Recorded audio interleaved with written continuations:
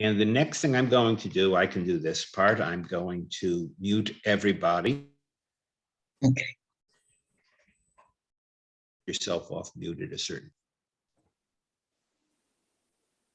Okay, mute. Okay.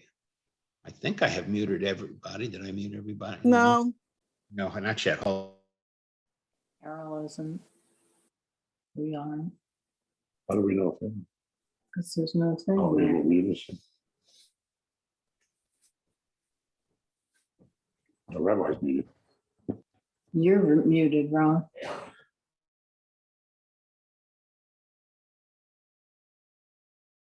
And myself. All right, can everybody hear me now? Okay, all right, here we go. All right, so today is lesson number 3. It's called Lessons of the Desert. You'll remember that last week was Lessons of the Sea, but I really didn't, we talked about the background, but I didn't get to really go into the lessons of the sea. So tonight we're going to do both the lessons of the sea and the lessons of the desert. My contention is the following. So let me tell you what I believe, and then we'll start our discussion right away. I believe the chapters from Exodus chapter 13, where the Jewish people leave the land of Egypt, all the way to Exodus 18, when they come to the area of Mount Sinai. I believe that those chapters all are lessons designed to teach the Jewish people important truths before they receive the Torah. All right, so chapters 13, 14, 15, 16, and 17, those 5 chapters all contain important lessons, which if we learn them correctly, teach us valuable lessons. God is teaching us, as well as the Jewish people, valuable lessons before the Jewish people stand at the bottom of Mount Sinai and receive the Torah. Our purpose this evening, the purpose of tonight's session, is to learn the lessons that these 5 chapters teach. If we do our job correctly in our discussion, we will be able to derive the lessons of these 5 chapters. Now, before we go through the chapters, I just want to flash on the map with you one final time. I want to show you the direction we're going. This will remind you of our first session. So I'm going to share screen, and I'm going to share screen. Okay, Randy, I see one thing to click, so I'm going to click this. Not what I want, but I'm going to click it, and you're going to get me a map. There we go. All right, thank you. All right, does everybody see the map? Everybody see the map in front of them? Not yet. Okay, we'll wait. Still no.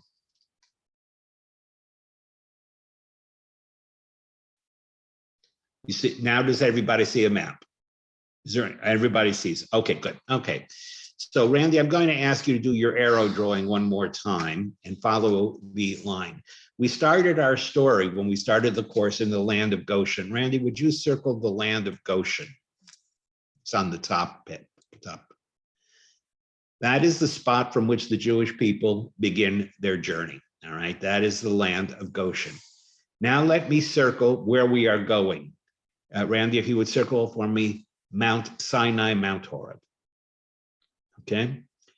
And the first question I asked you the first week is, why on earth are the Jewish people taking this roundabout way to get to the land of Israel, which is up at the top around Gaza and Ashkelon?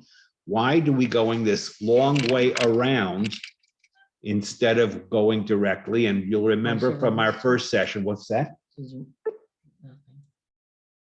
Nothing, I did nothing. Okay. You'll remember that from our first session, I said that though the land of Canaan was very, very close to the land of Goshen, there were all kinds of dangers that faced the Israelites if they went the direct route. There were Egyptian fortresses, there were hostile tribes. And if the Jews had gone by way of the land of the Philistines along the Mediterranean coast, they would have immediately faced insuperable difficulties. And once they faced those challenges, they would have been tempted to turn back and go back to Egypt. And that is why God does not lead them by the direct route to the land of Israel. He leads them by this roundabout route to Mount Sinai in the south. And if you see the red line, Randy doesn't have to draw it for you. You can see the red line, but if you want to, Randy, you can. this red line here follows, that's the route. Okay, well, we're into the Red Sea there, but okay. That is the route that takes us from across the sea to the land. Okay. All right, so having said that, let me point out a couple of spots, the spots that we're going to visit today. We're going to start at Etam. So circle that, Ram, if you would. And then we're going to go to Mara. Circle that, if you would. And then we're going to Elim. And then we're going to Rephidim. Okay, that's the route we are traveling tonight. We are heading in a southeast direction. We are heading toward Mount Sinai.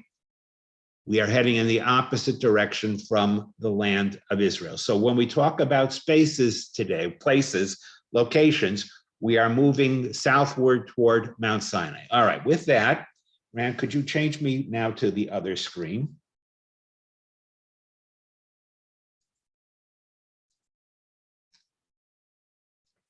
Okay, and now we're back at our text, and we're going to get rid of all those places that we don't, those erasures. And at this point, hopefully you all see just the text before you. Is that correct? You all see the text from Exodus. All right, I'm going to start. Does everybody see the text? Are we all good? Okay. I'm going to start with the first test, which was the test of the Red Sea. I've got a brush here instead of a thing. Computers don't like me. Okay, so let me now push myself up here. Okay, I'm going to start at 14:9. Okay. I'll start at 14:8. Okay. So here's what we're going to do. I'm going to read an episode, and then I'm going to ask you the same questions in each episode. So if you want to write this down, you can keep it in mind. Otherwise, I'll repeat it. The questions are the following. In each of the spots that I'm now going to show you, the Jewish people are going to complain. So my first question is, what is it that the Jewish people are complaining about? And I'm going to ask one of you to identify what the complaint is. The second question I'm going to ask in each one of these incidents is, who are they complaining to? Who is the complaint directed toward? The third question I'm going to ask you is, what is Moses's response to the people's complaint? The fourth question I'm going to ask you is, what is God's response to the people's complaint? And then the fifth question I'm going to ask is, how is the problem resolved? Okay. Now I can't see everybody, so you're going to, you can just participate. You can just pop up and answer the question. I only see now about 6 of you in my screen, unless Randy can pull up a double screen for me. Let's see what I can get here.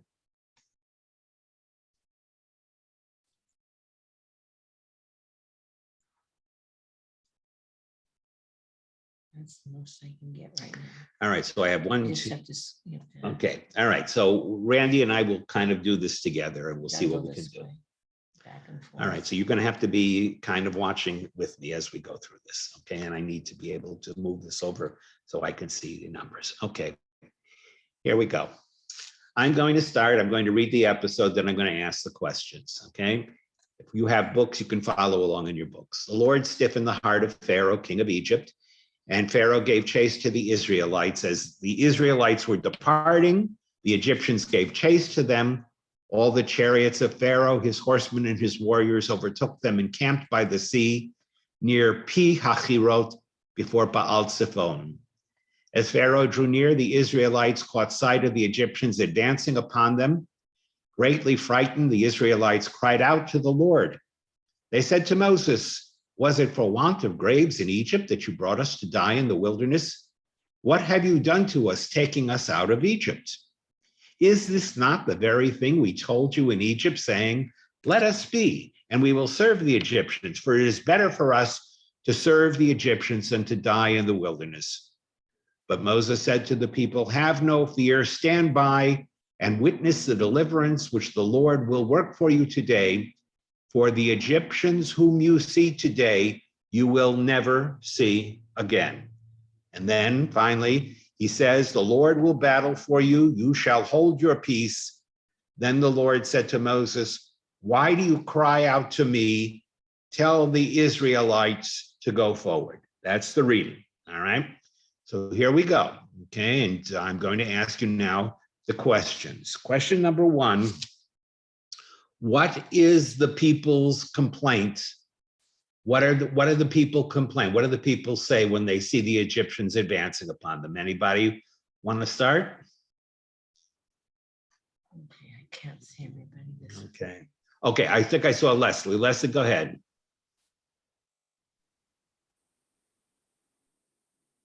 I think that's Leslie. Is that Leslie? I don't know. All right. Mike, go ahead. You know what? Let's take this off. Take this off. This is not working. All right. We're back to the regular screen. Technology is overrated. All right. What was the people's complaint? Someone tell me. You've seen it. You have books. What was the people's complaint? Mike, go ahead. They felt they were better off in Egypt. They hadn't seen all the plagues. They hadn't seen all the other things that had occurred. And now they're having some suffering in the desert, and they feel this is a waste of time for them, I guess. And even though God had shown. Yeah, you're reading, try and be objective here. Don't read into it. What do the people say? First of all, who are the people complaining to, Mike? They're complaining to Moses. All right. So first of all, the people are complaining to Moses. And Mike, what are the people saying to Moses specifically? Specifically, they don't like the idea of being in the desert. Yeah, good. But what are they saying? They see Pharaoh coming. Oh, he's already dead. Well, it doesn't quite say we see Pharaoh coming, but what does it say to Moses? What is it? What are their words? Leslie? Well, they feel that they're going to die there. They might have died in Egypt. What do they have to die in the wilderness for? All right, you're giving me their rationale, but what was their specific complaint? What did they say? Lori Hoffman? They felt they should go back to Egypt and serve them because they weren't accomplishing anything where they were. All right. Again, you're trying to provide their psychological motivation. I don't want their motivation. I want their words. All right. Don't tell me what you thought they thought or what you thought they're feeling. I want to know exactly what they say. So I will repeat again. What are the people's words? Mark, go ahead. You're on silent, Mark.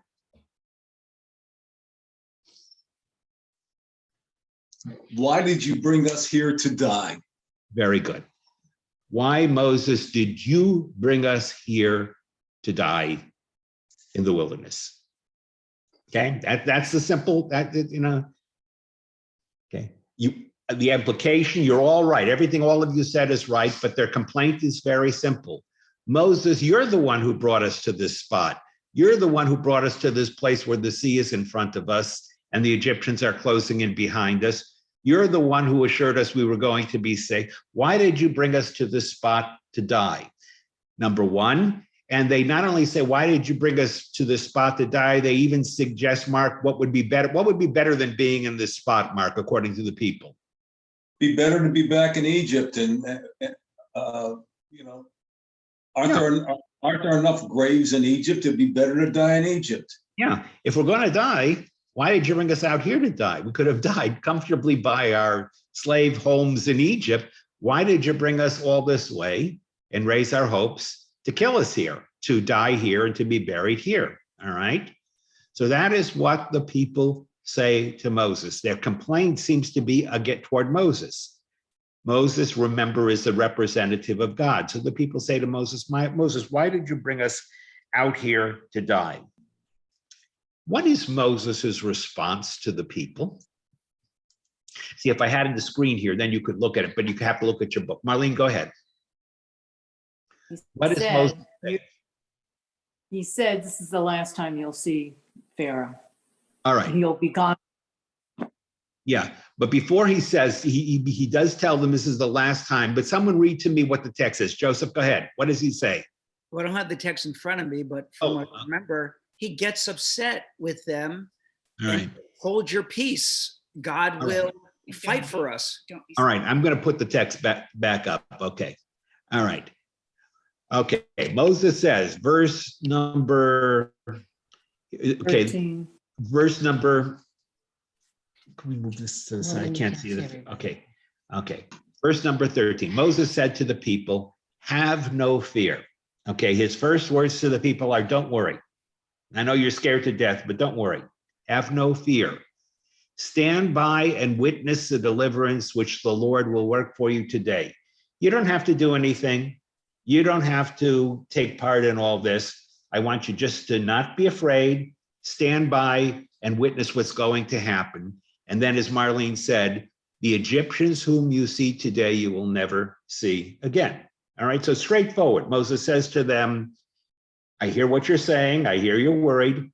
Don't be afraid. Stand by, see what happens. Your enemies you'll never see again. And finally, he says, the Lord will battle for you. Hold your peace. Okay. Now just shake your heads. I can see you all. Does Moses sound angry with the people? Does he sound like he's angry with the people? Doesn't particularly sound angry to me. He hears the people. He hears their concern. He knows that they're afraid. These people are afraid. They're watching these Egyptians come up to them. Moses isn't angry that the people are afraid, is he? No. Does God say anything that indicates he's upset with the people? No, God doesn't speak to the people at all. So God isn't upset. The people's being afraid when they're standing in front of the sea and the Egyptians are coming at them doesn't bother Moses. He's not angry. God's not angry. Moses says, look, don't worry, stand here. You're going to see your oppressors destroyed. You just watch, just hold your peace. So then Moses turns to God, apparently. And what's God's response? Very interesting. But we don't know what Moses says to God.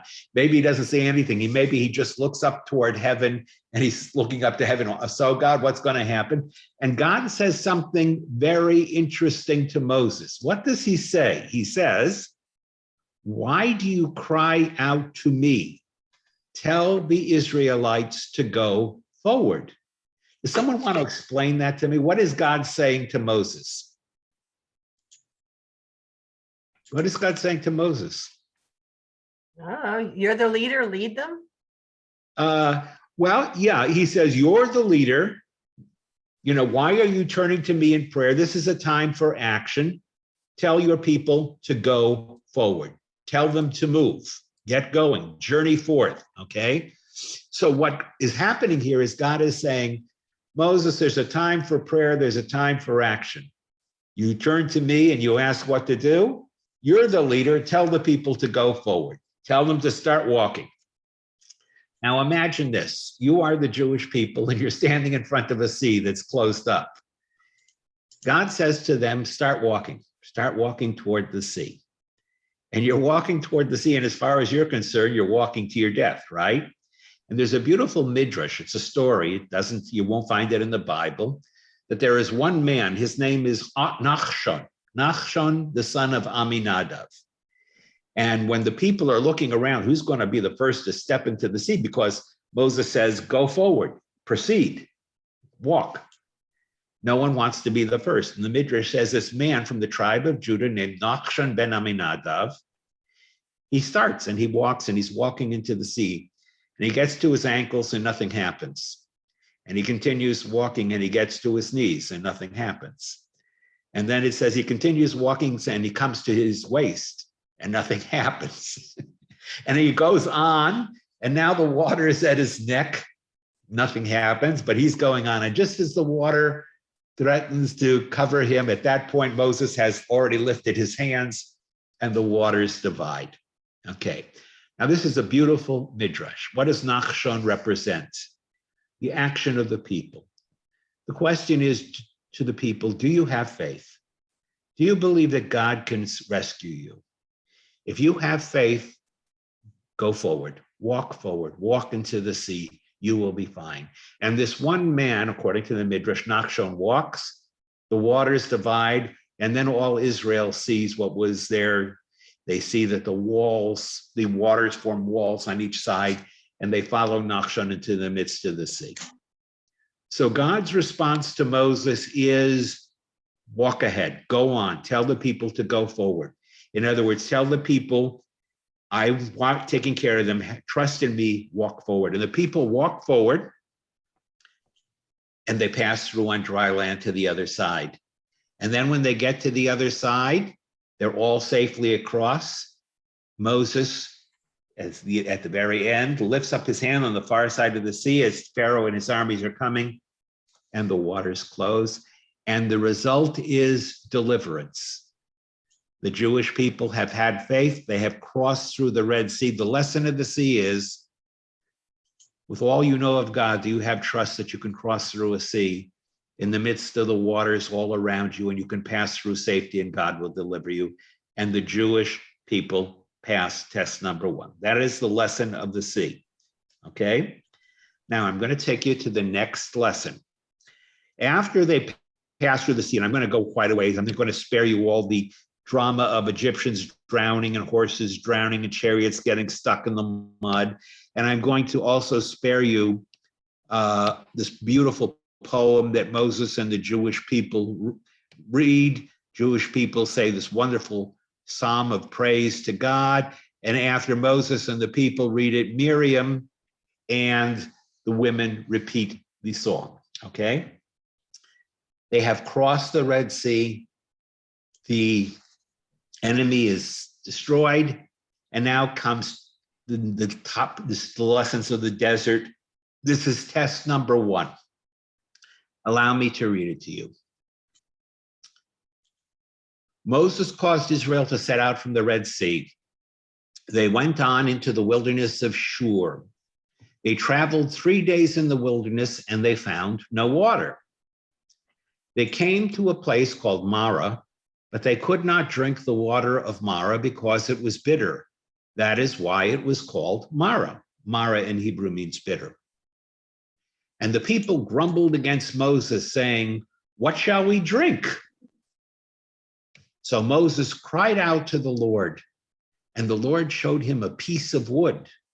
And he, Moses, threw the wood into the water, and the water became sweet. Then he made for them a fixed rule, and there he put them to the test.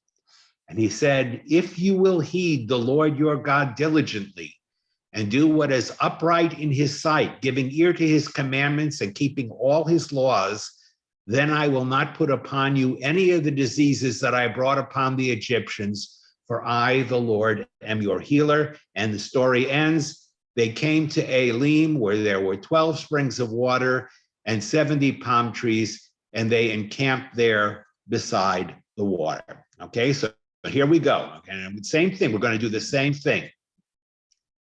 What was the complaint of the Jewish people at the site known as Marah? What did they complain about? Someone want to tell me? They couldn't drink the water. Even they were looking for water. They came to Marah, but they couldn't drink the water because the water was bitter, right? Go ahead, Hal, you had something to say? Oh, okay. All right, so the people grumble against Moses. And by the way, if you're traveling through the wilderness, you want water. One of the things you definitely want is water. The Jewish people brought out some provisions with them when they left Egypt, but water, especially for the number of Jews that were traveling, as well as the animals, water is going to be an important commodity. If you're traveling through the wilderness, you'd better be very, very lucky and find every oasis or every watering hole you can find, because if you go very long without water, you're going to die. Okay, a person can go without food for a certain period of time, but in a desert, you can't survive without water for more than a few days. If you don't find water in a few days, once your water supply has been consumed, you're going to die. So let me ask a question, just shake your heads. Who were the people complaining to? Someone tell me who the people were complaining to? Anybody want to tell me? Someone just yell it out. Moses. Moses. Moses again. They weren't complaining to God, they were complaining to Moses. Moses, you're the leader. You're the one who's taking us out here. You've previously been in the Sinai desert. You've lived here. Why didn't you lead us to the watering hole? What happened here? Where we, got a lot of people here, our wives, our kids. We need water, our flocks. Moses, we need water. Where's the water to drink? Okay. Is it an unreasonable complaint? Anybody think it's unreasonable? Okay. Now you're going to say to me, well, maybe you'll say to me, Rabbi, how can that be? They just were saved from disaster by a miracle. God divided the Red Sea before them. Why should they be worried about water? And isn't it interesting that the next test is also water? The Red Sea is water, and this test is water. Neil, go ahead.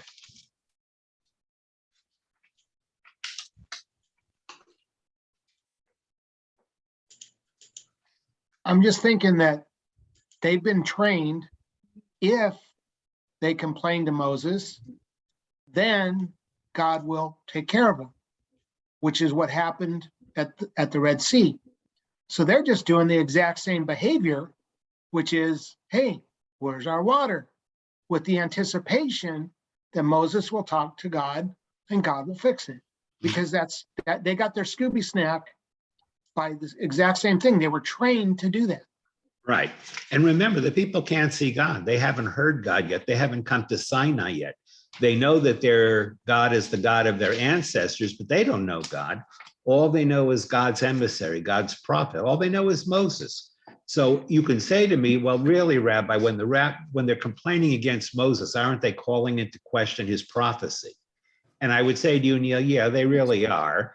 They're complaining against Moses, but if Moses is a prophet of God, indirectly they're saying, well, Moses, maybe you don't have a real vision. But the people turn to Moses. He's their representative. And they say to Moses, Moses, we need water to drink. And even though it's a great thing that you did, God made a miracle.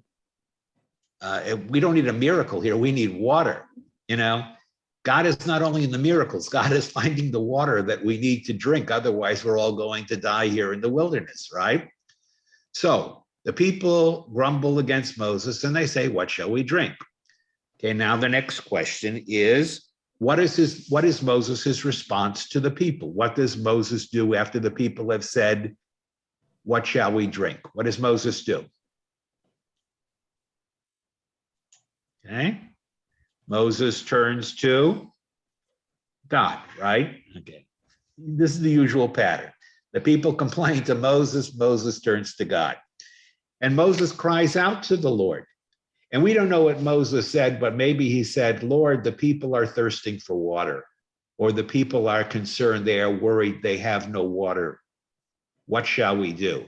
We don't know exactly what Moses said, or what maybe Moses prayed. Maybe Moses said, God, please show me how we can find water to drink. Please provide these people with water. What does God do? He shows Moses a tree. It says a piece of wood. The word etz in Hebrew can mean wood, or it can mean a tree. He shows him a tree. And Moses takes a piece of that tree, that wood, he throws it into the water, which was called Mara, bitter. And what happens to this body of water? It becomes sweet. Now the water is drinkable, and suddenly the entire nation has water to drink, all right? So Moses turns to God. He says something, or he looks to God to answer it. God shows Moses this tree. Moses takes the wood, or a portion of the wood of the tree, he throws it into the lake or the body of water, and the body of water becomes drinkable. And then he threw it into the water became sweet. Okay, and then God says through Moses the following to the people. There he, capital H, there God made for them a fixed rule, and he put them to the test. So this was the lesson. Here's the lesson. Moses spoke it. God says, if you will heed the Lord your God diligently and do what is upright in his sight, if you give ear to his commandments and keep all of his laws, then I will not bring upon you any of the afflictions that I brought upon the Egyptians, for I, the Lord, am your healer. So the Lord's response to Moses, and that through Moses to the people, is, you have seen how I am here to help you and provide for you. if you are always faithful to my word, if you always trust in me and keep my commandments and my laws, then I will make sure that I provide for you and that I heal you, and you will not suffer. Okay? And then at the end of the story, it's a very interesting end. At the end of the story, not a few days later, they come to a place called Elim, where there are 12 springs of waters and 70 palm trees, and they encamp there by the water. Elim is a big oasis. Now you might notice something. How many springs of water are there at Elim? How many are there? 12, What does 12 remind you of? 12 tribes. The 12 tribes of Israel. Now there's enough water for each of the tribes to have their own water. And what does 70 remind you of? The 70 original people who went down to Egypt, right? With Jacob. It's almost as if God is saying, if you are faithful to me and you heed me, then all of your nation, all of your tribes and all of your people who are no longer 70, they will all be taken care of. There is nothing too big for me. I will provide for you. All right? So once again, the complaint of the people, we need water to drink. Again, a test of water. They go to Moses. Moses turns to God. God shows Moses a tree. Moses throws it in the water. The waters become sweet. God establishes this rule, this law that says, if in the future you follow my law, everything will go with you, well, then I will protect you, and none of the afflictions of Egypt will fall upon you. And finally, at the end of this episode, they are brought to a place that is filled with, and this is a lot of palm trees. If you go to a place that's 70 palm trees, that's better than 29 palms. I've never been to, I've been to 29 palms, but this is 70 palms. 70 palms and 12 springs of water. In other words, God has again said to the people, I will take care of you. All right, so problem solved, right? Doesn't last for long. Here's the next test, all right? Ready for the next test? Here we go. Setting out from Elim, the whole Israelite community came to the wilderness of Sin, which is between Elim and Sinai, on the 15th day of the second month after their departure from the land of Egypt. So we know how long it has been since they've been departed from Egypt. It has been 1 month since they have been out of Egypt, because they left in the first month on the 15th day. So they have been marching for 1 month, 30 days. And remember, it's only going to take them 50 days to get to Mount Sinai. They're more than halfway there. Okay. In the wilderness, the whole Israelite community grumbled against Moses and Aaron. Sound familiar? Okay. The Israelites said to them, and notice who are the Israelites complaining to now? They're adding to the list. Not just Moses, but Aaron is now involved as well. They're the leaders, okay? So both Moses and Aaron, the people are including both of them in the complaint, but notice again, the people are not challenging God, okay?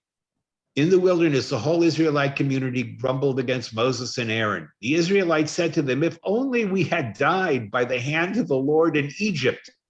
Okay, sound familiar? That's what they said when they were standing by the Red Sea. If only we had died in Egypt. Why did you bring us out here to die? If only we had died by the hand of the Lord in the land of Egypt, when we sat by the flesh pots, when we ate our fill of bread. For you have brought us into this wilderness to starve this whole congregation to death. Okay. What is the people's complaint? What are the people complaining about? Someone want to tell me? Marlene, go ahead. Hungry. We're hungry. Okay. Okay.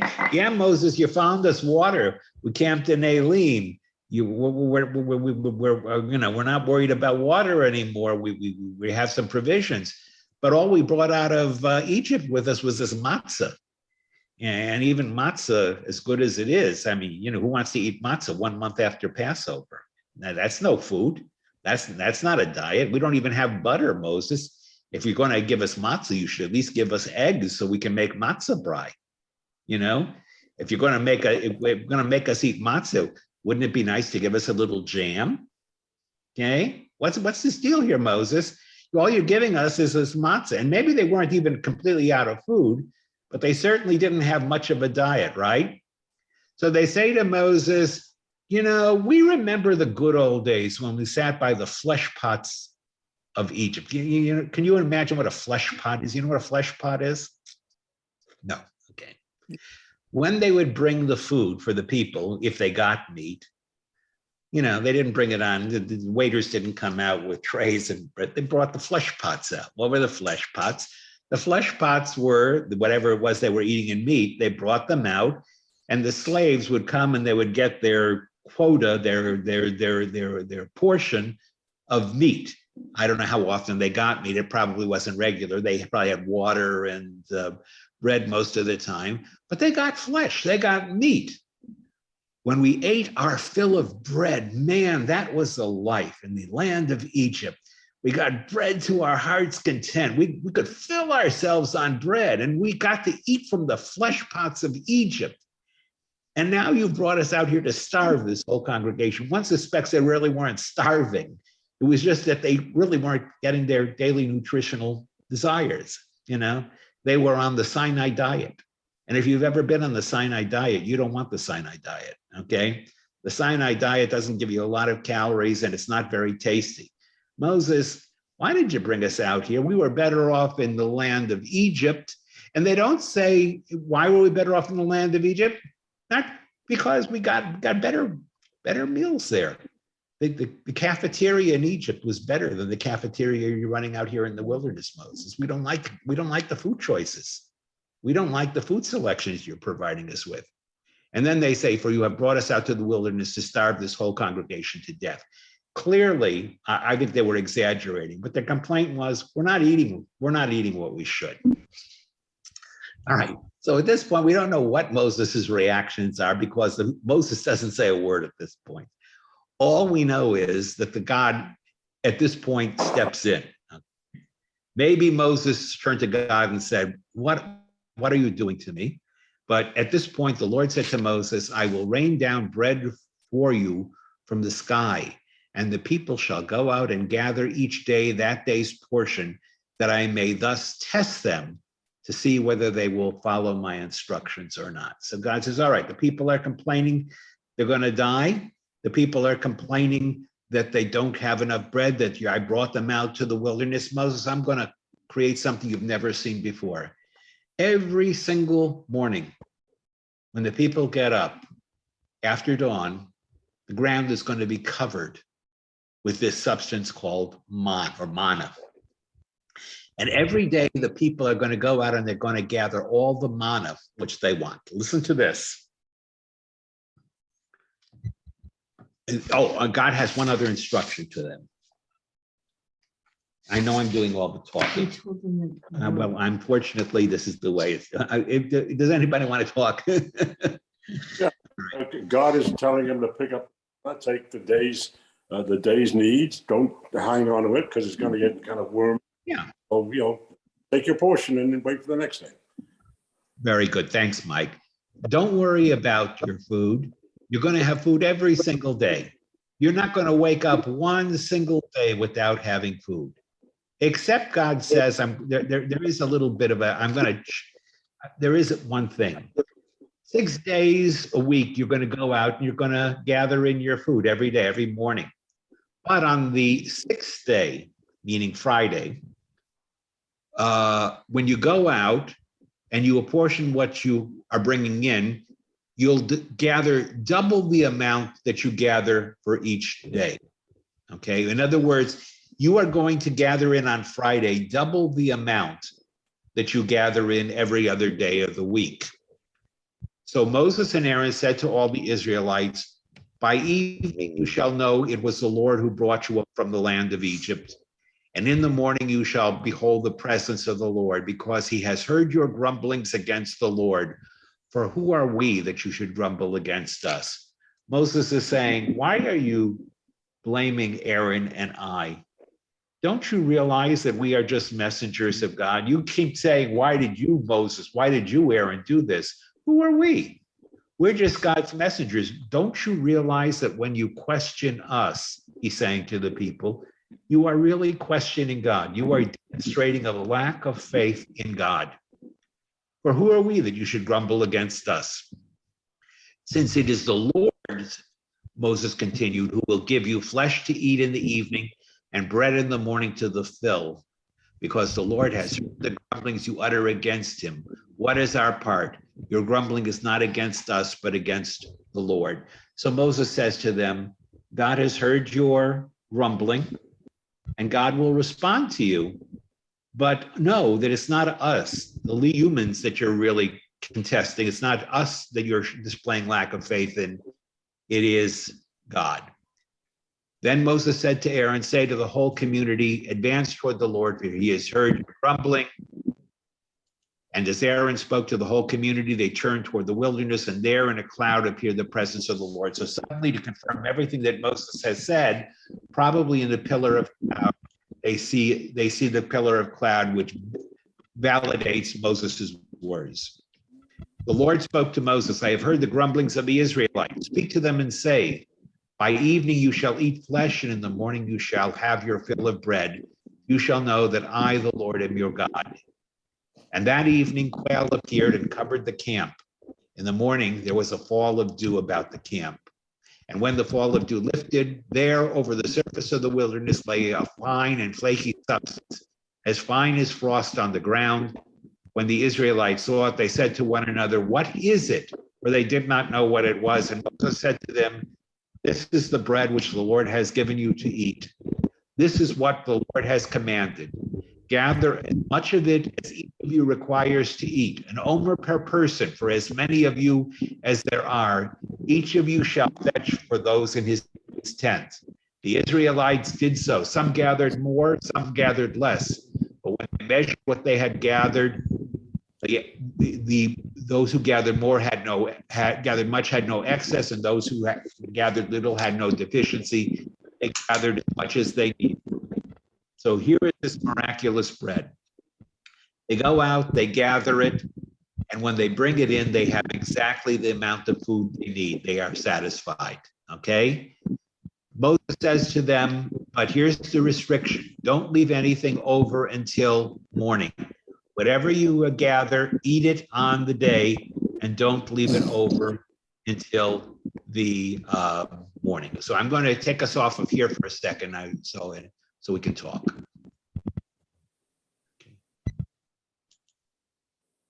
Okay, we're back again. Okay. So this is manna.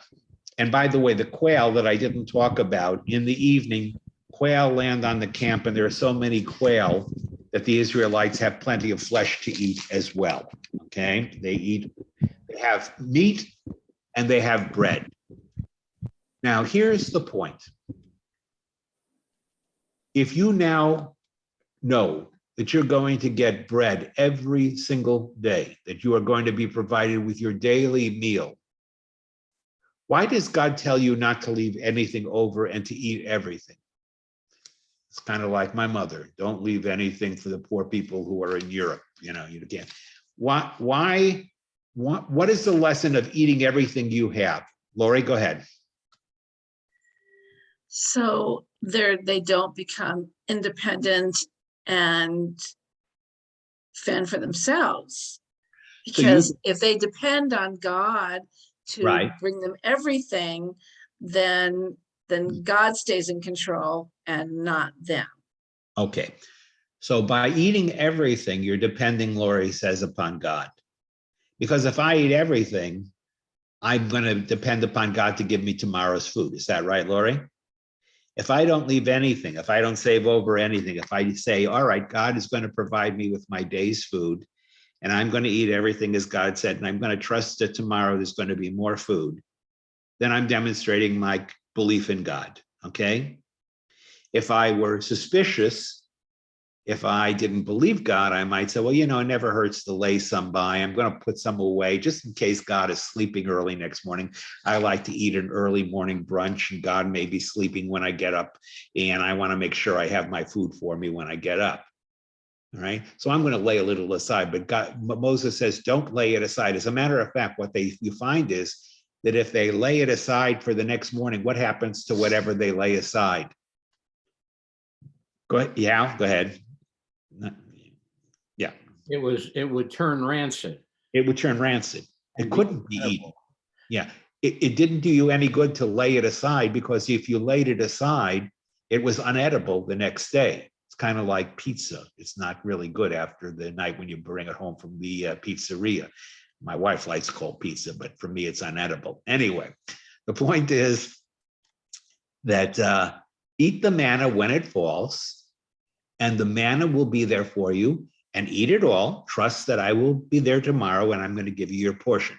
So the first test, God says, is, do you trust me to provide your food day after day after day? And God teaches us a lesson. He says, man does not live by bread alone, but by everything that proceedeth from the Lord, which means that our survival is not by bread alone. It's not physical. It's by God's watching over us. Man does not live by bread alone. Our survival is not merely physical. It is being in God's watchful hand, okay? So eat it all.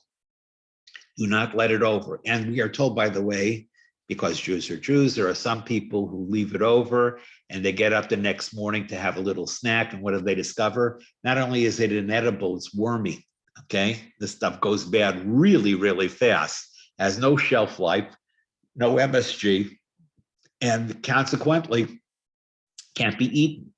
All right, so that people know, whatever God gives you, it's per the day. But God says, here's the other rule. On Friday, I'm going to give you a double portion. Why does God give them a double portion on Friday? Does someone want to tell me why they get a double portion on Friday? Hal, go ahead. Yeah, Hal, go ahead. It's really for Shabbat and the day of rest, and to provide, not have to cook, not have just like today. But I just want to add one thing that kind of is a recurring, and you've mentioned two key words throughout all of this, and it starts with Elim, it goes to Mara, it goes to Rephidim, and beyond, actually. And it takes quite a while, I think, past the golden calf and the 10 commandments, two words that the Jewish people do not learn and have to keep learning and learning over again. Number one, trust in the Lord, the word trust, and the other word is belief. And those two words recur and recur and recur. And I'd add one third word to all that, and that is kvetch, because they kvetch from the beginning to almost the end.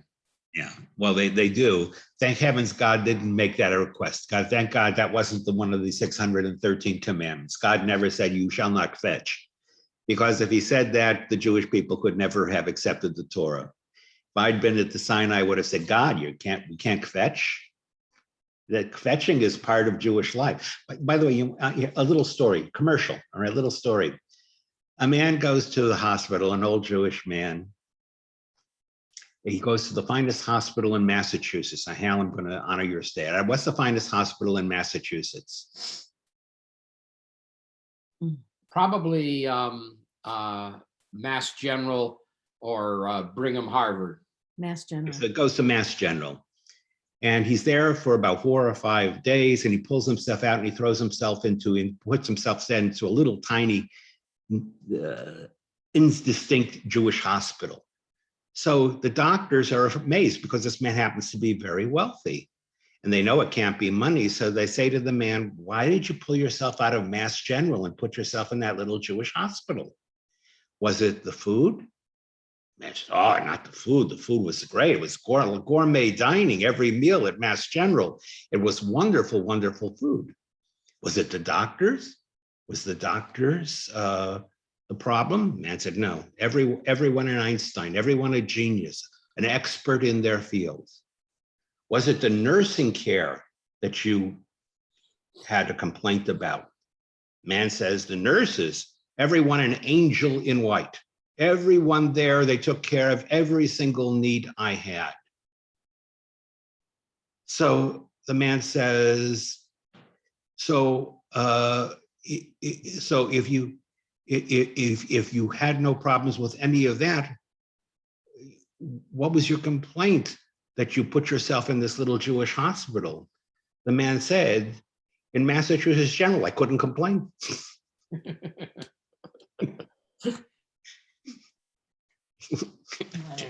All right. Sometimes we want to complain. So if God had said to us, no complaints, no fetching, we wonder whether the Jewish people would have accepted the Torah. But here's the point. The point is that God here has provided them with everything. And he says to them on Saturday, Hal is right, I don't want you going out. They haven't received the Shabbat law yet, although Shabbat is known. I don't want you on the seventh day, I don't want you going out and gathering food. So there's not going to be any manna on the seventh day. On the seventh day, manna is not going to fall for you. And since you can only gather it each day, I'm telling you on the sixth day, go and gather. And whatever you gather, when you bring it in, you're going to discover you've got a double portion. Even if you think you're going to have a double portion. And even more miraculous, whereas normally this stuff spoils in one day, on the seventh day, whatever you have left from the sixth day, it's going to be perfectly edible and fine. Okay? So imagine that. God not only provides for them day by day, but he says on the seventh day, which is Shabbos, you're not to go out, and you'll gather a double portion on Friday, and it will last for you. And you know, the Jewish people, some men go out on the seventh day just to prove Moses wrong, to see if to find out if it's he's fallen. And of course, nothing has fallen. There's no manna there. The point being, God provides them with bread. They said, we are going to starve to death. And God provides them with manna, which satisfies them. And the rabbis tell us that whatever food a man or woman liked, that's what the manna tasted like to them, okay? It satisfied them whatever their taste was. So the manna appealed to them. In other words, you know, me, if I eat dry cereal more than 2 days in a row, I don't want to look at dry cereal anymore. But the manna was such that they could eat the manna 3 meals a day. It was appealing to them, okay? So he's provided them with this manna. In the night, he provided them with quail. Now they had meat, okay? God responds to the people's complaint by giving them exactly what they have asked for: meat and bread. And now you would think, aha, it's all over. 2 more tests. Let's look at the next test. Okay, Ram, we're back to the page again.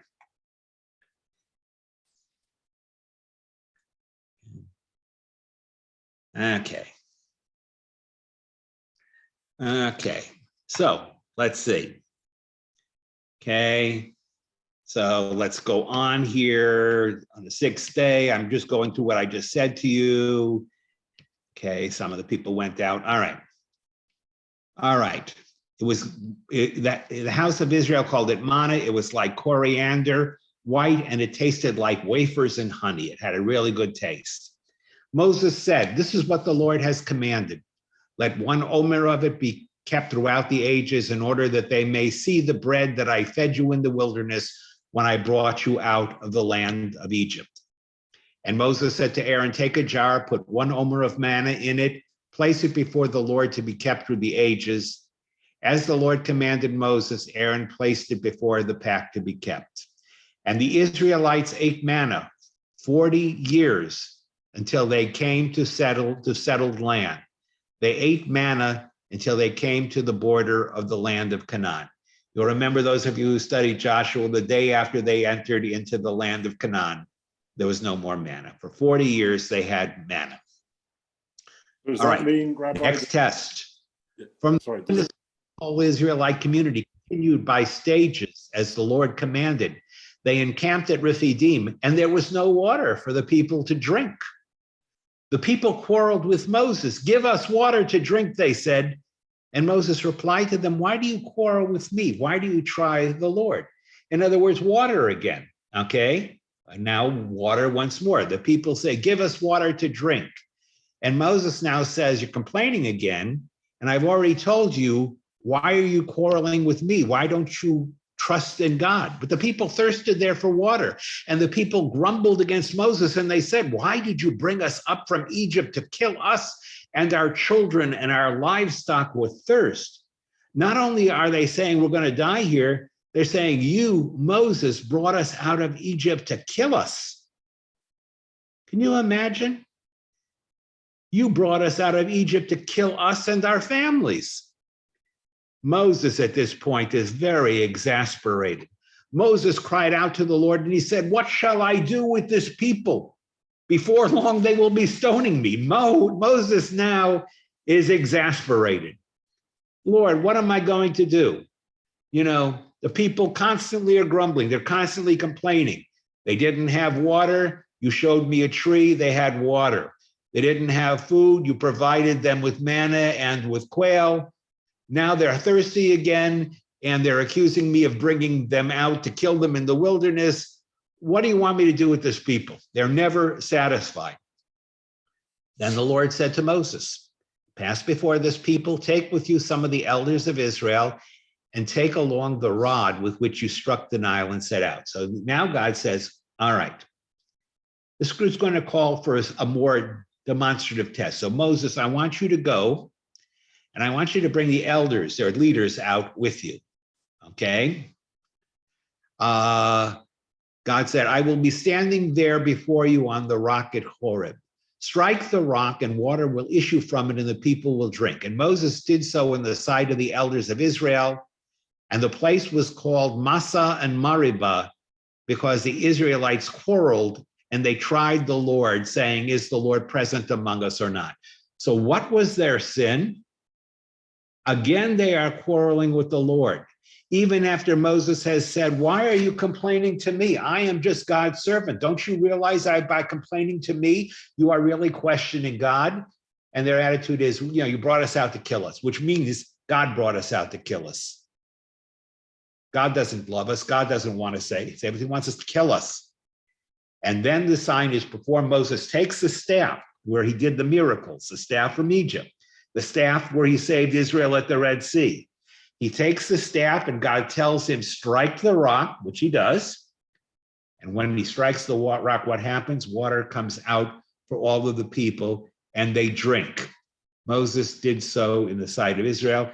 And then, so they should forever know what they did was bad, he calls the site Massah, which means to try, to test, and Meribah, which means to quarrel.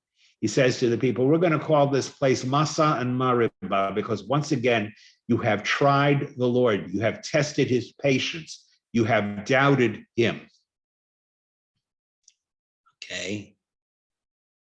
And then, and what is the challenge? Because you tried the Lord by saying, is the Lord present among us or not?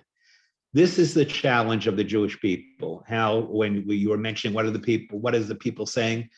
What they constantly are saying by their complaints is God here, is he not here? After all these trials, after all these tests, the people say, we don't know if God is with us or not. We don't know if God's watching over us or not. And now comes the last test, because the moment that they say this, notice the next verse, and this is the last test. Amalek, the great enemy of the Jewish people, a desert tribe, Amalek came and fought with Israel at Rephidim. Okay, the Israelites are attacked by a tribe called Amalek. Moses said to Joshua, pick some men for us and go out and do battle with Amalek. Tomorrow I will station myself on the top of the hill with the rod of God in my hand. Joshua did as Moses told him, and he fought with Amalek while Moses, Aaron, and Hur went up to the top of the hill. Then whenever Moses went up, held up his hand, Israel prevailed, but whenever he let down his hand, Amalek prevailed. But Moses' hands grew weary, so they took a stone and put it under him, and he sat on it while Aaron and Hur, one on one side and the other on the other, supported his hands. Thus his hands remained steady until the sun set. And Joshua overwhelmed the people of Amalek with the sword. And the Lord said to Moses, inscribe this in a document as a reminder and read it aloud to Joshua. I will utterly blot out the memory of Amalek from under heaven. Okay. With that, we stop. Okay. The last two tests become serious. Now we have a serious challenge. So long as the people are questioning Moses' leadership, or even the leadership of Moses and Aaron, that's one thing. But after Moses explains to the people, look, We are just God's representatives. We're just his messengers. You've seen how he saved you at the Red Sea.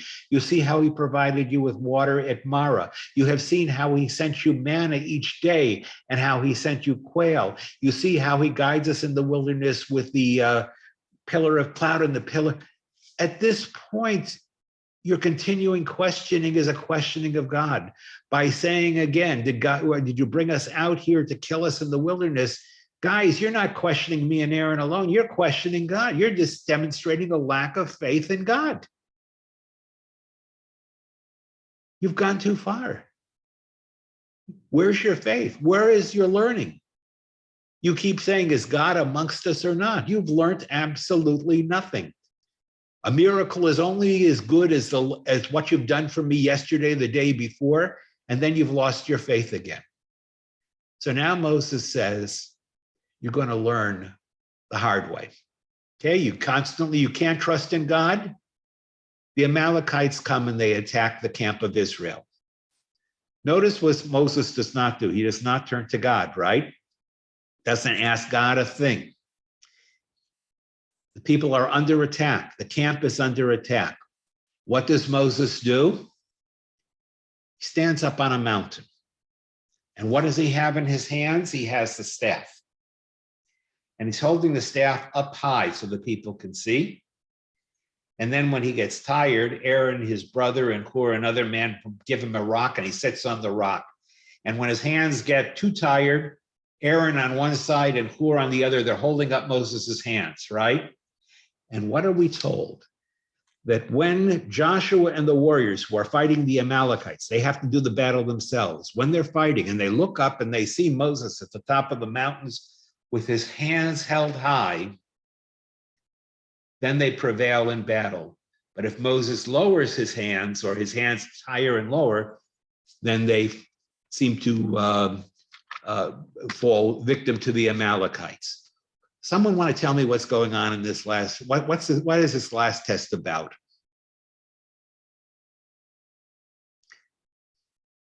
Okay. Well, let me ask you, okay, Hal, go ahead. Well, there was one interpretation that Moses was tired, he was getting old, and it was hard for him to hold up the staff. And part of the lesson was that the Jews had to, in this case, fight on their own, use their own tactics, use their own leaders, as opposed to God helping them out. And at the beginning of the siege, the Amalekites staged a rear guard offensive and sadly killed a lot of women, children, and elderly. The attack of the Amalekites was directed toward the rear of the camp, and they struck at the most vulnerable people in the camp. Al is correct, not because Moses was unable to hold up his hands. We're going to see that 40 years later, Moses is still full of energy and vital. But God is not going to fight this one for the Israelites. Mike, go ahead. Yeah, previously Moses has shown the people that this staff that he has a lot of power, and right. In separating the Red Sea and getting water out of the rocks and all of that stuff. And Moses has taken upon himself to say, hey, I know this staff has a lot of power, and I'm going to show you what I can do with it in this battle. And then obviously it prevails. Okay. What's the power of the staff, Mike? You now identify the power of the staff and you've got the story. Well, the power of the staff was instructed by God that he should use the staff to create all these powerful things that God is enabling that staff to do. All right. That would be the logical assumption, but the staff is not the decisive factor. The staff has no power. The staff makes no difference as to Israel's victory or its loss. The staff is relatively unimportant. Okay. What does Israel learn here? Hal mentioned it. What does Israel learn here finally? So long as they depend upon God and they have no trust, they're always going to be little children turning to dad for help. It's not God that they don't trust, although they don't trust themselves. They haven't got an ounce of integrity. They do not feel they can do anything. Dad, this poor boy is picking on me. Dad, I don't have this. Dad, I don't have that. It's not just dad they don't have any confidence in. Actually, dad always comes through for them. They haven't got an ounce of confidence in themselves. And then God finally says, by doing these miracles for them, I'm not helping them. By constantly interceding and showing them that whenever they cry out, I can save them, I'm not turning them into independent people. They're never going to be a nation this way. I'm not intervening. I'm not fighting for them. Moses picks Joshua. They pick men. They're going to fight. And men will die in this battle. This is not a bloodless battle. People will die in this battle. God does not come down with thunderbolts, does not come down with anything. This battle is won by Israel, by Joshua and the people. If that is the case, then Mike's question is very important. What does Moses standing at the top of the mountain with the staff represent?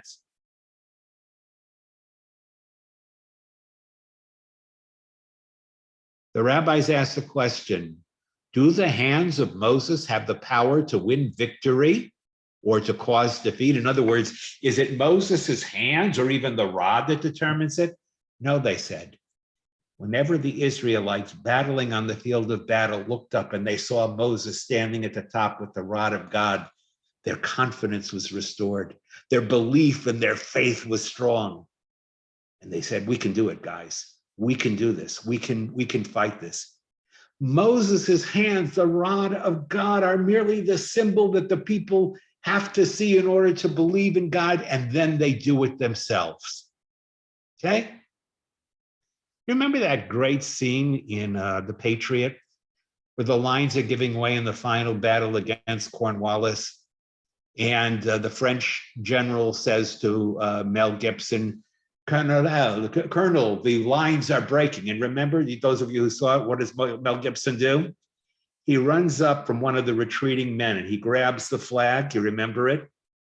And he says to the people, forward, go forward. And they go forward and as flag is an insignia, it's a reminder. A flag has no power to rally people by itself.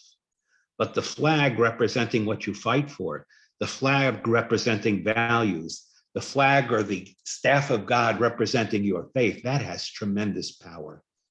People will march into hell to follow a flag, not because a flag has power, but because a flag can remind them of what's really important. So long as God acts for the Jewish people and gives them everything, they are never going to be worthy of coming into the land. Yes, Hal was right. Part of it is faith in God, but you know what the other part of it is? Faith in ourselves. You can have as much faith as you want in God and sit back and say, don't worry, I'm not worried, God will save me. You know the story about the man in the flood who was drowning, and a boat comes by to take him out of his house. He says, no, I'm going to wait for God. And then the water comes up to his roof and a helicopter comes over him. And the man says, no, I don't need the helicopter. God will save me. And finally he drowns and he goes up to heaven and he says to God, where were you? Why didn't you save me? And God said, I did everything I could. I sent a boat. I sent a helicopter. It's not enough to trust in God. We have to realize that God wants us to trust in ourselves. And those of you who follow me along know that that we are made in the image of God. God doesn't do it for us. We have to do it. We have to fight the battles. We have to fight the tyranny. We can't sit back and only wait for God. We have to take a hand in our own liberation. Lori, go ahead. It also helps to have a little inspiration.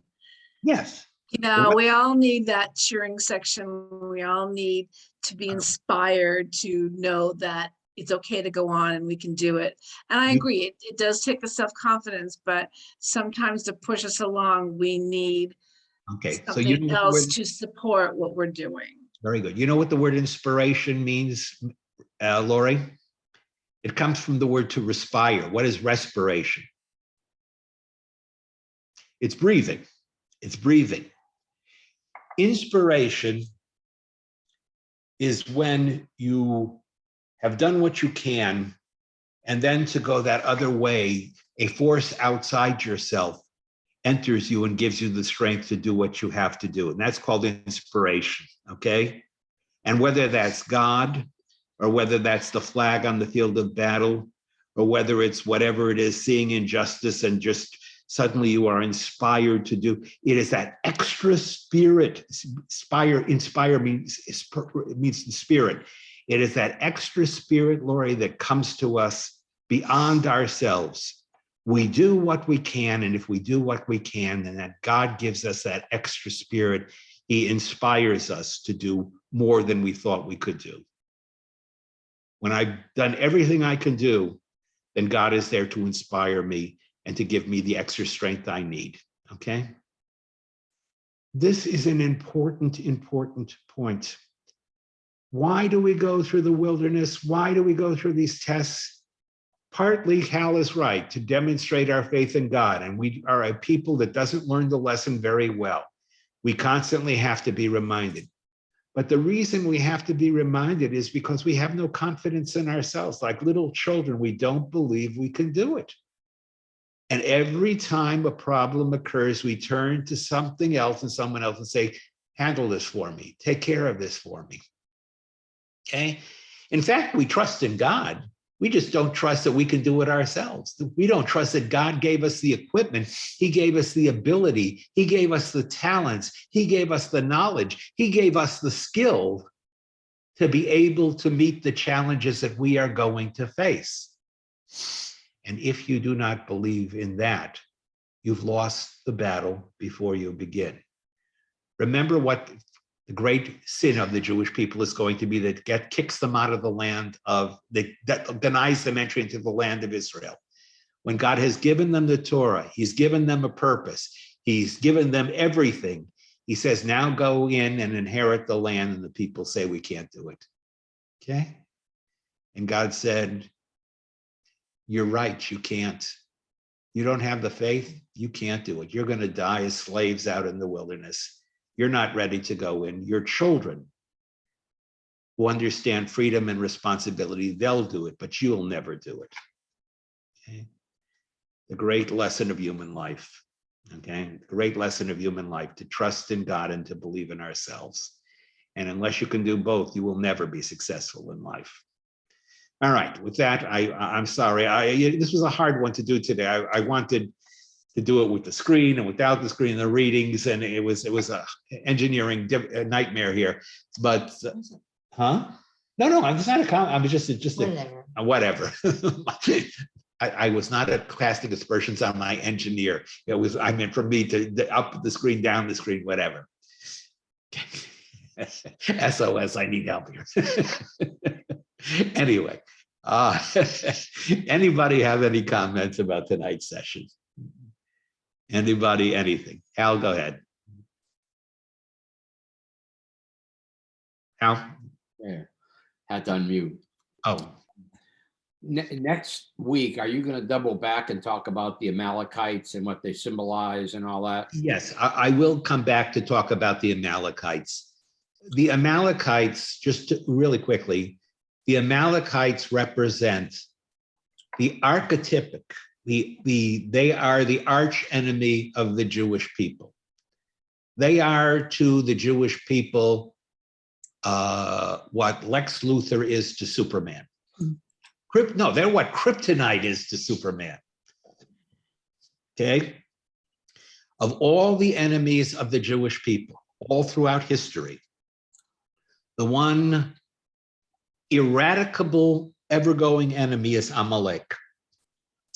What our rabbis say is Amalek cannot hurt us so long as we have trust in God and belief in ourselves. But the moment we are like the ancient Israelites, the moment we say, like they did, is God amongst us or not? Is there a God or not? The moment we lose trust in God and the moment we lose faith in ourselves, that is precisely the moment when the enemy of Israel will attack.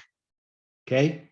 If we could, as a people, maintain faith in God, if we believe that by following God's law, God would protect us and watch over us and we could prevail, then enemies could never touch us.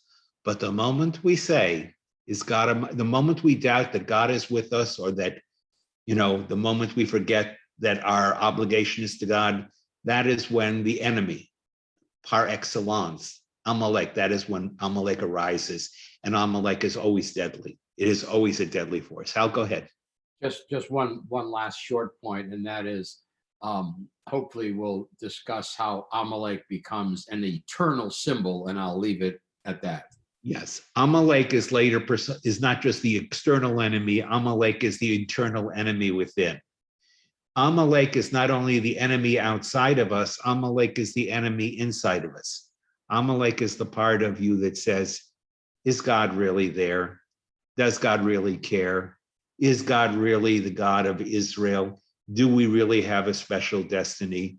The outside Amalek cannot touch you unless the inside Amalek has already poisoned you, okay? The inside Amalek gives rise to the outside. Carol, go ahead. I don't know how people, this might touch on it, who have continuously problems, struggles, people in the concentration camps, the Jewish people, how they kept or how they did not keep the faith. I mean, when everything's going good and you're blessed and everything's wonderful and you have healthy children and all those, good things, you have a good job and all that, it's pretty easy to, have a faith in God and a belief in God and stick to it. Absolutely. And Carol, by the way, you don't even have to go to the Holocaust. I mean, people in general, when everything is going good and everything is going right and things are happening the way they are, we don't ask the question, where's God, right? We don't say, where is God? We just assume God is doing what he's supposed to do, which is keeping us happy. Okay. And sometimes we don't even attribute it to God. Here's this sad thing, Carol. Sometimes we just assume that our good fortune is what we deserve. How many times have you've had a wonderful house and you have a wonderful family and you're not sick? And how many times in the midst of all your blessings do you look up at heaven and say, thanks, God. I know how many people don't have it as good as I do, and thank you. Most of the time, we take our good fortune for granted and we believe that we're the authors of our good fortune. But let things go wrong. Let things happen, Carol, and it doesn't have to be a concentration camp. It can be a kid getting sick or someone being in an accident or something. And what's the first question we ask ourselves when that happens? Where was God? See? The truth is, God is always there, and good and bad things will happen to us in life. But unfortunately, too many people, when the good things happen, they don't remember God. They take God for granted. That's just the way it's supposed to be. And unfortunately, sometimes the only time people ever turn to God or think about God is when suddenly they can't handle their problems anymore and they turn around and they say, why is God doing this to me? Why is God allowing me to suffer? Why is God causing me to go through this? It's a problem. It's a problem. And it's a very human problem. Do the Christian religion give you an answer to that, where they say, I put it in God's hands? Or if somebody doesn't know how to move forward for some reason or other, they'll pray on it, whatever that means. Yeah, a truly religious person, I'm talking about, and Joseph, you can, correct me, from, Catholicism's point of view, but a truly religious person believes that everything is in God's hands. Is that not right? Okay. That's right. The good and the bad, it's all in God's hands. I can't guarantee anything. I like to believe I can, but the truth is, I don't know what's going to happen to me tomorrow when I go out. I can't control whether I get sick or not. There's so many things I can't control, and I just sit and I worry about my kids and the people that I love. And I realize that every day it's good. I thank God for the blessing. But yeah, Carol, in answer to your question, a person of faith in good times and in bad, who believes that God is a part of all things, finds great comfort in that. In moments of happiness, they are grateful to God. They find gratitude. And in moments of suffering, they find strength in God. Now, I can't give you a magic formula for that. You either have it or you don't, okay? But if you are fortunate enough to be a person of faith, a person who believes that good or evil, we are in the hands of God and that we should do whatever we can to try and make our life meaningful and special and take precautions and whatnot. But in the end, we can't guarantee anything. And it doesn't always work out that good people get what they deserve in this world. So yeah, you're right. And that's all religions, by the way. Most religions that have a personal God, they believe that for good or for evil, ultimately we're always in God's hand. Okay. Sure. Gail, go ahead. I just have a quick question about the syllabus. Yes, sure. Do I have an old one, or the next 2 weeks it doesn't show any reading? Are we skipping Scott's bar mitzvah parsha? We're not reading Yitro?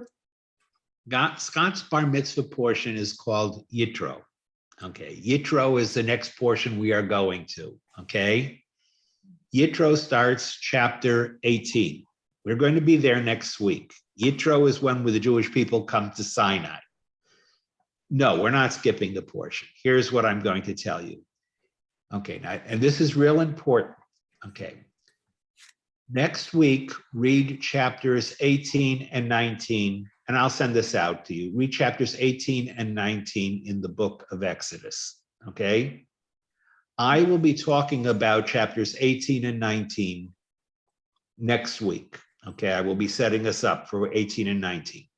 We are now almost at Sinai. We have, 30 days. We have 20 days left. We're on the journey. The episodes that I just read you, those are the last challenges. You will not see Israel challenge God again, at least not yet. They'll challenge him again, and they're going to challenge him a lot, but that's not going to come up for a while. This next part, they come to Mount Sinai. Now, if they had been smart and if they had taken everything into account, now they are ready to stand before God at Sinai. They are ready to stand there and accept God's covenants, okay? That is what we are coming to now. The portion is called Yitro because when Moses gets to the area of Mount Sinai, who does he happen to meet? He meets his father-in-law, Jethro, Yitro, okay? Remember Jethro? Jethro was the man who Moses was tending his flocks when he saw God on Mount Sinai. So Moses is coming back to Mount Sinai. It's been almost a year since he saw his father-in-law. He went to Egypt. Now Moses is going to come back and he's going to bump into his father-in-law again. And what's his father-in-law bringing Moses? He says, oh, by the way, Moses, I heard you were out of Egypt. I heard you were coming back to this direction, and I brought your wife and your 2 sons with me. And the first part, chapter 18 and the first part of 19, is the introduction to the giving of the 10 commandments. We're going to spend a lot of time on the 10 commandments, all right? But for this next point, just read chapters 18 and 19. You can read that, and that will give you everything you need for Yitro. Okay? Thank you. Yes, Erwin, go ahead. So I'm puzzled by this thing called the manna. Is there an alternate explanation for it? Yeah, there is, as a matter of fact. You're asking, is this miraculous or is there such a thing, and can you explain it? There is something that grows, that is in the Sinai desert. I'll do it next time because I'll give you the technical explanation for what they think this might have been. Okay, it is an agricultural substance. There's not much that grows in the wilderness, but there is something that is high in nutritional value that does grow in the wilderness that does not have to be cultivated. Here's the thing about this, Erwin. It's obviously, it doesn't come down with the dew. Is there something spontaneously that the desert produces that can sustain a human being even if he doesn't plant it, okay? You would want to know that, right? You would want to know if the desert provides something that can sustain you. In answer to your question, yes, there is a theory as to what it was. So I will identify that next week for you. Okay? In the meantime, just regard it as a miracle, which it really was anyway. Okay. Yes, Jerry, go ahead.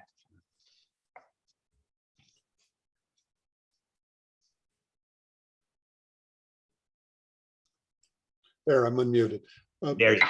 Rabbi, the population was of adults was, if I understood it, was like around 1.5 million.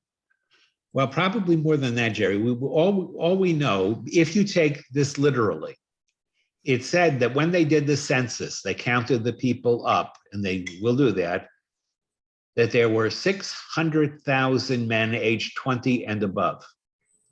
So now we have to do a little extrapolation. If there were 600,000 men aged 20 and above, and you add in women, and you add in at least a child, and maybe there were some who didn't or whatnot, yeah, you're looking at a population of 1 to 2 million conceivable people. Now, is that a literal count? I do not know, okay? The terms, let me tell you, Jerry, the term million or 600,000 may not be what we think it means. Okay, it was a large number, but whether in fact it was 600,000 men, which is a lot of men, that's a big problem. And one of the questions about the Exodus, its historicity, is, could the Sinai Desert have supported a nomadic population of 1 to 2 million people, given the fact that it was a desert, a wilderness? And the answer is no, it could not have. It probably couldn't have even supported a portion of that. So now you're caught up with miracles. Obviously, the text says that had God not provided this nutrition, that people could not have sustained it. Here's what we know they had, Jerry. They had cattle, okay? And they had flocks. They had herds and they had flocks. What do herds and flocks provide? Well, if you kill them, they provide meat. If you milk them, they provide milk.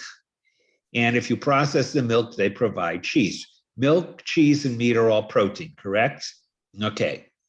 So they have their protein. I don't know where they get their vegetables from, because there's no indication that there's any vegetables or fruits in the way.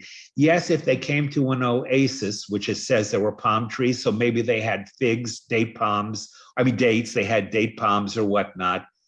And for carbohydrates, I guess they had the manna, I don't know. But it is a problem. Without this, there is a miraculous element here. If they wandered for actually 40 years, and if there were actually 1 to 2 million people, it's a rather amazing fact. Now, you could say to me, well, Rabbi, we have no record of that. There is no archaeological record that shows that there were that many people traipsing around in the Sinai Desert at that time. I would say to you, Jerry, the following. A nomadic people don't build monoliths. They don't build buildings. If you're looking for anything that's going to endure, you're not going to find it. Nomadic people, they dwell somewhere, they move on. So chances are you're not going to find anything archaeologically interesting there, because they're just people who are moving on, and whatever they eat or whatnot, that's going to disappear. That's not going to happen. That's not going to last. You might think there would be a lot of bones in the wilderness. That would be interesting to see. But the trouble with bones is it's the wilderness, okay? And then it's covered by other layers and whatnot. And I don't know that anybody has actually ever done an archaeological survey of the Sinai Desert. I'm not sure that anybody ever thought it was worth doing an archaeological survey of the Sinai Desert. Even in the movie Lawrence of Arabia, when Lawrence has to get from Aqaba to Egypt and he has to cross the Sinai is presented as a very inhospitable place. I don't know who would be stupid enough to fund an archaeological expedition to dig up what in the Sinai Desert. It doesn't make any sense to me. Could there have been a lot of people who were nomads there? Yeah. And we know there are nomads in the Sinai. Even to this day, there are what we call them Bedouin. And the Bedouin live nomadic lives in the desert. They are the people of the desert. They travel on camels, the ships of the desert, and they live this kind of a very brutal, stark life. If you've ever seen Dune, okay, the movie, the Bedouin are the freemen. They're the people on Arrakis. They're the people who live in the desert culture. Most people would not choose to live in that culture, but it is possible if you are a nomad to live. And then how do you live? You go from oasis to oasis for water and for fruit. You have your flocks and your herds, and that's the way nomads live. They go from place to place and they live. My my direction was going to be, Moses would have been aware that, let's say 70 people could do this easily, but now he's got, let's say 600,000, and you've got livestock to have water and feed. So I'm sure his faith is being tried too. Yeah, absolutely. And whether it turns out it was in fact 600,000 men or 1 million to 2 million people, or whether it was a smaller amount, no doubt they were quite large, because we know that when the time comes and they enter the land 40 years later, they're able to mount a significant campaign against the Canaanites in the land of Canaan.